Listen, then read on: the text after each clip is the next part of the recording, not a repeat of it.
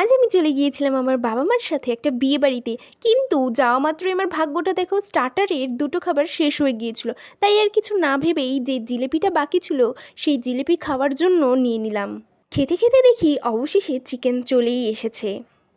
আর সত্যি বলতে আমি ওখানে যতক্ষণ ছিলাম ততক্ষণই আমি দেখতে পাচ্ছিলাম যে এই চিকেনের মেনুটা বারবারই শেষ হয়ে যাচ্ছিল। তাই আমিও এক প্লেট চিকেন নিয়ে নিলাম খাওয়ার জন্য। দেখতে কত টেস্টি লাগছিল, কিন্তু খাওয়ার পর বুঝতে পারলাম সত্যি অনেক টেস্টি ছিল। এরপর পকোড়া নিয়ে নিলাম, কিন্তু জানো তো এই পকোড়াটা ছিল ভেজ পকোড়া। পকোড়া খাওয়ার পর আমি আবার এই চিকেনটা নিয়ে নিলাম, কারণ আমার কাছে এটা সত্যি খুব টেস্টি লেগেছিল। আর এতটা সুস্বাদু হওয়ার কারণেই আমি তো খেতেই ছিলাম। উপরে এত ভিড় থাকার কারণেই আমি নিচে এসে একটা জায়গায় দাঁড়িয়ে খাচ্ছিলাম। আর বারবার লোক আসছে আর দেখতে দেখতে যাচ্ছে।